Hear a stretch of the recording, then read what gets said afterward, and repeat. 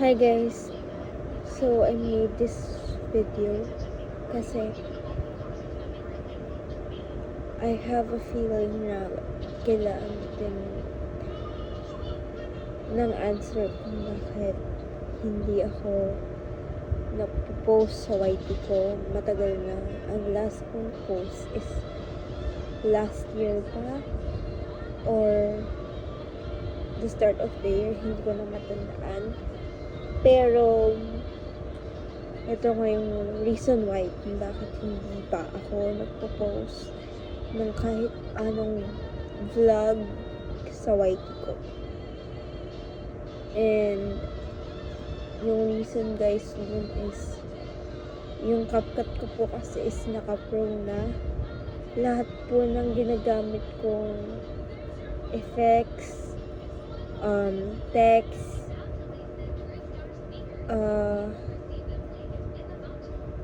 is naka-pro na. Kaya hindi po ako nakakapag-vlog ng maayos. Kahit nagustuhin ko mag-vlog and mag-film, hindi ko din naman siya ma-edit. So, hindi po ako nag-film or nag-edit na kahit ano sa CapCut. Ngayon, kung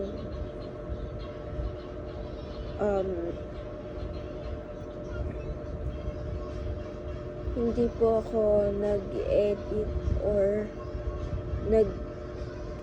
gumagamit ng CapCut ngayon kasi lahat po ng ginagamit kong effects, text is naka-pro na.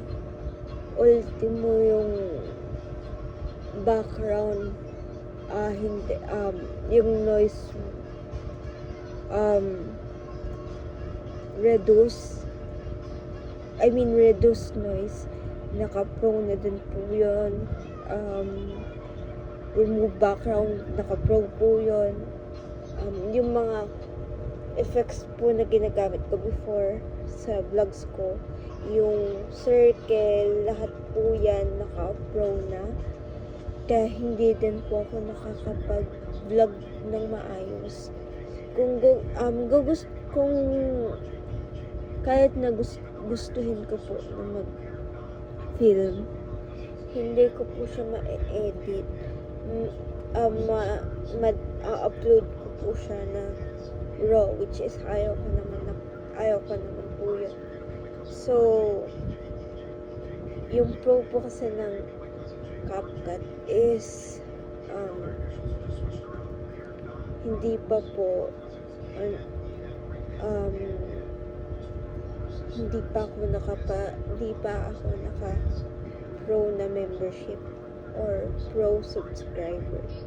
Kahit nagustuhin ko naman po na mag-subscribe, pinagbawalan po ako ni mami na mag-subscribe kasi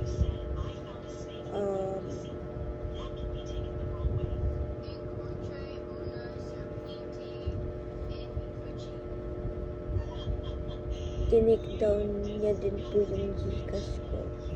And hinihintay ko pa bayaran ni mami yung pro membership na 1 year. Kasi pag nabayaran po ni mami yung 1 year, is 1 year ko na po. 1 year po akong magiging pro membership, which is yung 1 year po is mas mura kasi sa monthly. So, yun po. So, yun po yung reason kung bakit di po ko nakapag-post ng matagal. Kasi hindi po ako naka-pro membership. Kahit gustuin ko man po na mag-pro membership, hindi ko magawa unless po anuhin ko po yung mama ko. Actually, alam niya na po yun. Gusto ko nga mag-pro membership. Pero yun, pero siguro matatagalan po ako magkaroon ng 1 year pro membership.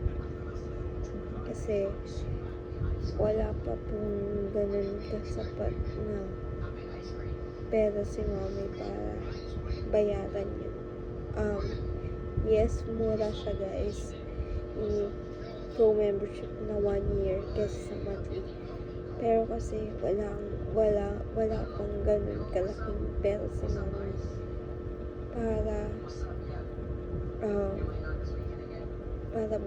para bayaran yun. So, itong video na to, susubukan kong i-edit.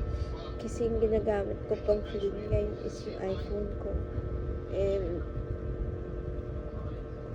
ayun, susubukan ko siyang i-edit guys. Kung ma-edit ko siya,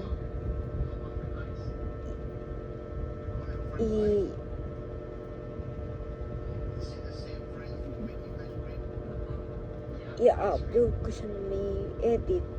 Pero, ang plano ko kasi, pagka-film ko neto, i-upload siya agad, walang edit. Pero, susubukan ko mamaya kung ma-edit ko tong video na to. Actually, hindi siya vlog eh. Sit down vlog siya. So, sit down video siya. So, yun. So, feeling ko lang, meron pa po akong ibang reasons kung bakit hindi po ako nakapag-vlog. Hindi po ako nagpo-vlog ng ilang days. Bukod po dun sa kailangan maging pro membership ka na para magamit yung CapCut. And,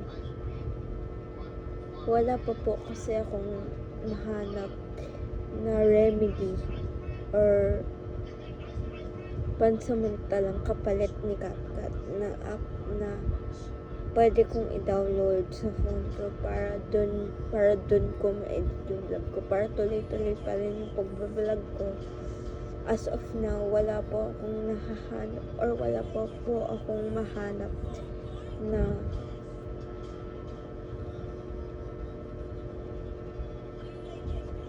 na app na libre lang, talagang hindi mo kailangan ng pro membership para magamit yung editing app na yun.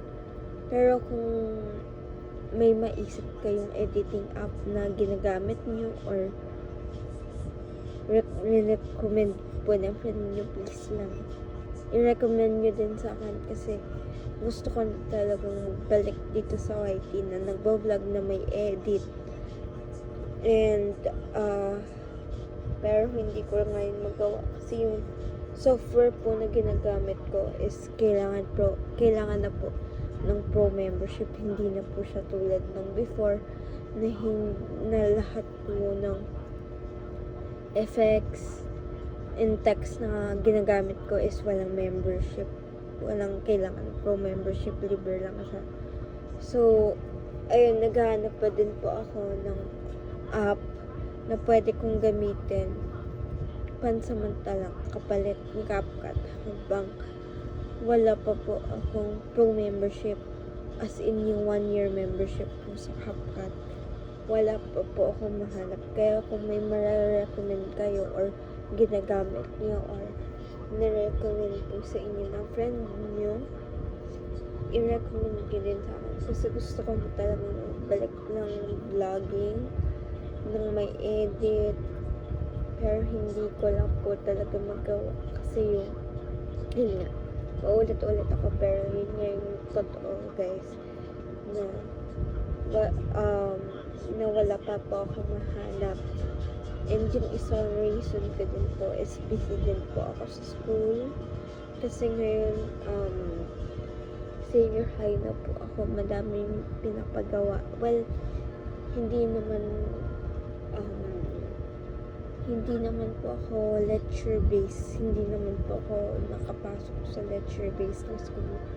More on teamwork, more on group project and group work.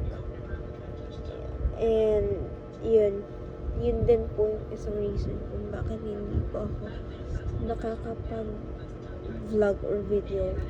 And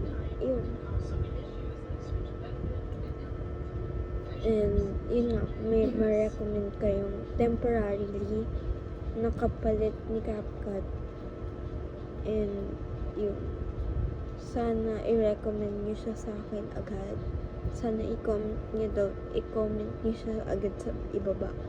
Kasi gusto ko talaga. Gusto ko talagang ibalik yung vlog ko kasi sayang yung subscribers ko. And yun, sana may ma-recommend kayo. I'm open for recommendations.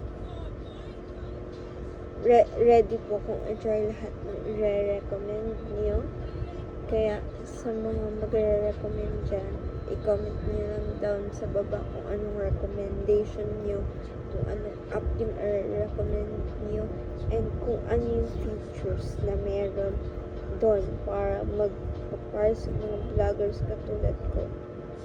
And yan. And alam ko guys, matagal na akong hinihintay yung mag-post. Ngayon lang ulit ako mag-post na walang edit.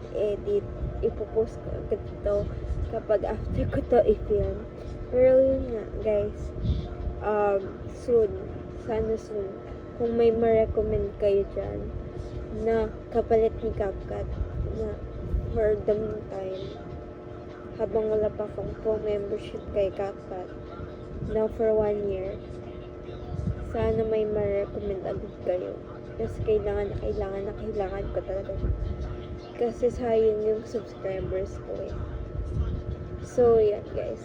See you guys on my next video, and sana on my next video edited na. And may pupuntahan na.